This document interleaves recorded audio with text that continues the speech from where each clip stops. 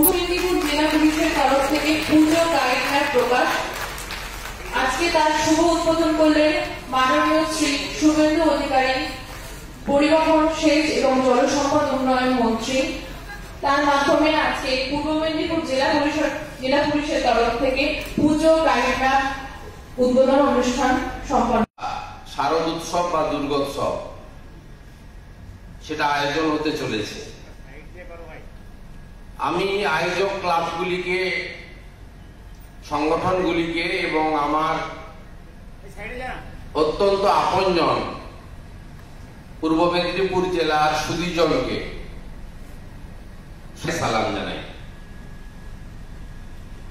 এই coordination meeting প্রত্যেক বছরই হয় এবং বর্তমান রাজ্য সরকার এটাকে আরো সুন্দরভাবে, আরো সংগঠিতভাবে 100% ত্রুটিমুক্ত ভাবে এর আয়োজন করার নির্দেশ রাজ্য স্তরে এবং জেলা স্তরে দিয়ে থাকেন। উনি কোভিড হসপিটাল পর্যন্ত চলে যাচ্ছেন। তাকে এবং তার টিমকে, সিভিল এবং হেলথের টিমকে আমি বিশেষভাবে কৃতজ্ঞ। এই পূজা আমাদের বাঙালির শ্রেষ্ঠ যে দুর্গোৎসব, তাকে সুন্দর সুষ্ঠুভাবে করার জন্য বর্তমান পরিস্থিতিকে মাথায় রেখে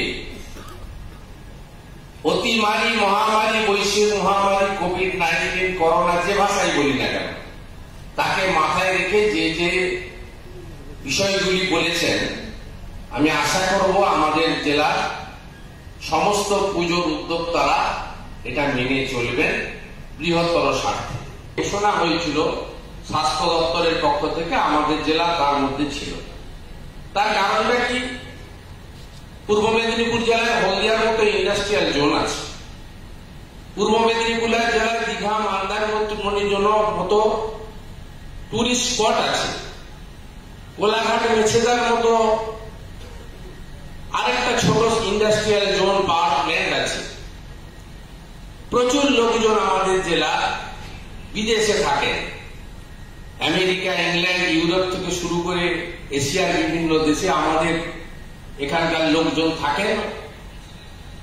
বড় বড় জায়গায় আছেন। ডক্টর মনিলাল ভৌমিকের মতো লোক, আমেরিকা কাপার অধ্যাপক, রাধা বিনোদ নাথের মতো লোক বড় বড় জায়গায় ডাক্তারি অধ্যাপনা করছেন, জার্মানিতে, ফ্রান্সে। ন্যাচারালি এই রোগটা তো কোথেকে উৎপত্তি হয়েছে, কিভাবে এসেছে আপনারা জানেন। প্রথম থেকেই আমরা পেয়েছি, প্রথম এগরাতে ইনফেক্টেড হয়, কলকাতা থেকে একজন এসে বিয়ে বাড়িতে দিয়ে যায়, তার কানেকশন পাওয়া যায় ইটালি থেকে। তার ছেলে ফিরেছিল, তার বন্ধু, সেখান থেকে শুরু। অর্থাৎ ইটালি থেকে প্রথম ঢুকে পড়লো আমাদের পূর্ব মেদিনীপুর। তারপরে পরে আস্তে আস্তে হয়েছে। আমি নিজেও ইনফেক্টেড হয়েছি কিছুদিন আগে, জানেন আপনারা।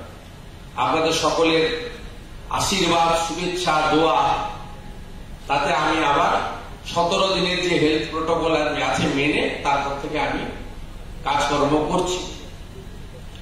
এবং আমাদের জেলাতে ডেথ পার্সেন্টেজও খুব কম, 1%-এর অনেক নিচে, যেটা ন্যাশনাল লেভেল বা স্টেট লেভেলের থেকেও অনেক কম আমাদের এখানে। সনাতন ধর্মের সঙ্গে যুক্ত নয় তারা কিন্তু আমাদের প্রসাদ খাওয়াতে বলুন বা অন্যান্য ভাবে বলুন, বিজয়ের শুভেচ্ছাতে বলুন, অংশগ্রহণ করবেন।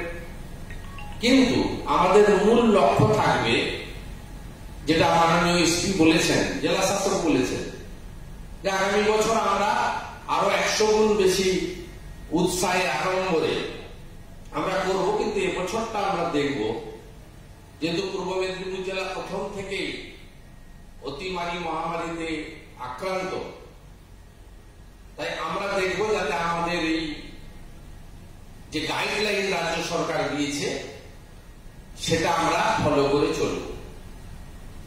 আপনাদের সকলকে অভিনন্দন জানাই। মাধ্যমিক, উচ্চ মাধ্যমিকে কমিটিতে যারা আছি, প্রাপ্ত বয়স্ক, অনেকদিন ধরে এই অনুষ্ঠানের সঙ্গে যুক্ত, তারা কেন পারবো না শৃঙ্খলার প্রশ্নে, কোভিড প্রোটোকল মেনে চলার ক্ষেত্রে রাজ্যের মধ্যে প্রথম স্থান হতে।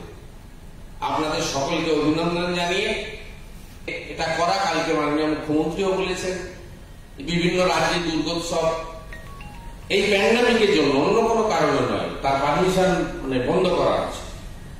দিল্লির মতো জায়গায় পুষ্পাঞ্জলি থেকে শুরু করে সব ভার্চুয়ালি করতে বলা হয়েছে, দেখতে বলা হয়েছে ঠাকুর দর্শন। শেয়ার পার্ক ছাড়া আর কোনো পুজো কমিটিকে তারা অনুমতি দেননি।